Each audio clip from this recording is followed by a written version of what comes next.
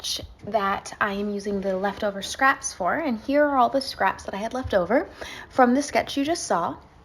And so what I did is I took the leftover scraps and kept everything out, and then went on to make another layout without a sketch, but with scraps that I had already, with things from my stash that I'd already put together that I knew coordinated and worked well together. So since everything was already out, it's pretty easy, and I also find it helps me kind of use up all those itty bitty pieces. So I'm not putting back, a 2x2 inch square piece of pattern paper back to my stash. Instead, I'm using it up. You can see me using my scallop border punch. Ever since I purchased it, I'm in love with it. I don't know why it took me so long to buy one. I find I get just tons of mileage out of my punches lately. When I went back to Florida recently, I tried to find where I'd put my punches and I couldn't find them in storage. So I don't remember all the punches I have, but anyway, back to this layout. So as you can see, I created the base of my layout using some leftover tags I had cut apart and some scrap pieces of paper lying around. And then here, I'm taking the remainder pieces and trying to create a little banner. Now, at first I thought I was just going to create a couple to kind of create a base or a foundation for my embellishment clusters. But then I was looking at my desk and seeing that I had so many little pieces of paper that I was like, you know what?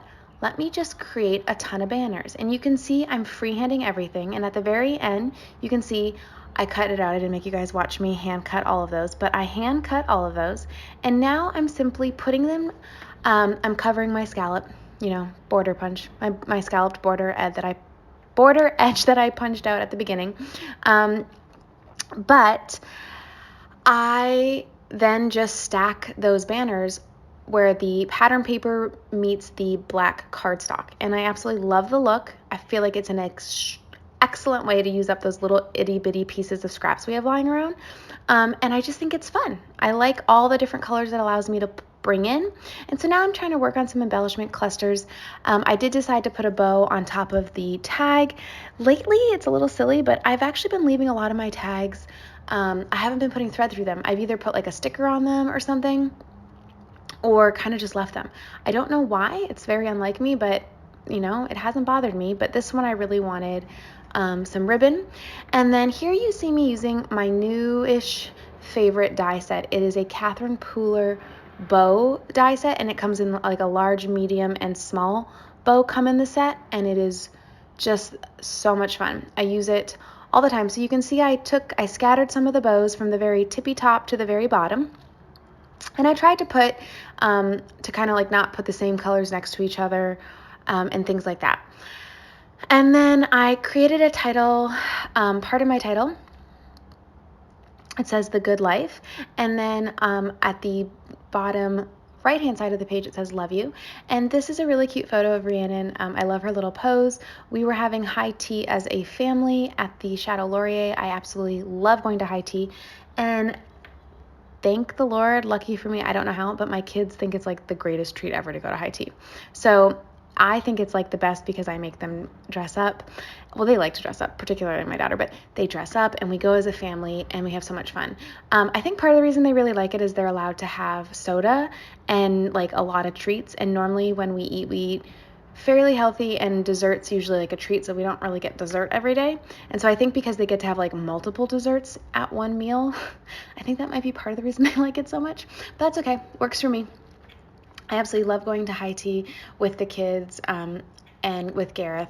We have really good time. It's a great time to also, work on manners and social skills and conversational skills, and how we're not shouting at the table, etc. The kids do a fabulous job. It's so fun. And then they usually are adventurous and they'll try to try one of our teas or something like that, but they usually end up sticking with some hot chocolate. But I just loved Rhiannon's little face here. I feel like it really captures some of the spunk behind her. Like it's almost like there's like a twinkle in her eye, like, I'm looking really cute and well behaved right now, but there's a little spunk to me that is ready to come out at a moment's notice. So it's just really fun. I love it. Anyway, back to the layout. So you can see I adhered all of the bows, and I tried to put most of them using dimensional foam. I will say that the little dimensional foam squares you guys just saw me using, I believe they're the scrapbook.com brand, like in-house brand, and I think I got them for free or for like a really significant discount when I placed an order.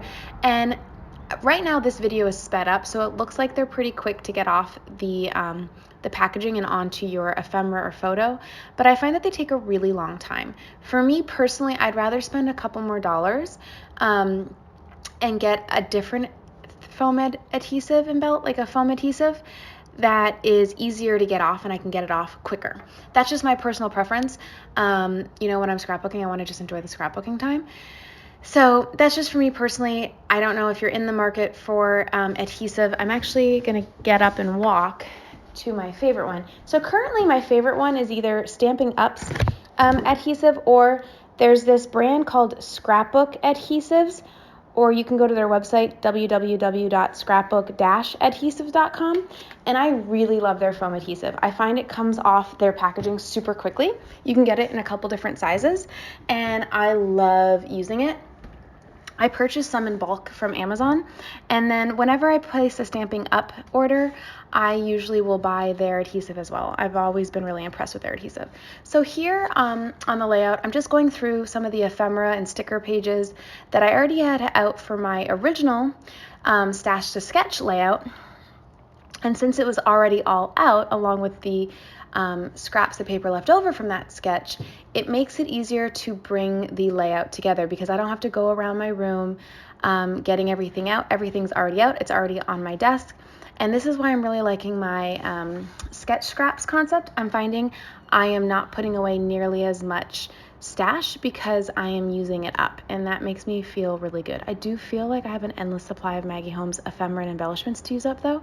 I don't know how I got this many, and I feel like I have a really odd amount. Like the amount of Maggie Holmes pattern paper I have is not even close, like not even like at all near close to the amount of Maggie Holmes ephemera and embellishments I have. I don't know how that happened. But anyway, thank you guys so much for watching. Would love to know if you have certain collections or designers where you have a lot of their pattern paper and like none of their ephemera embellishments, or lots of their ephemera embellishments and none of the pattern paper. I'd be curious to know what you do to use it up. Thank you guys so much for watching. Have a good day. Bye.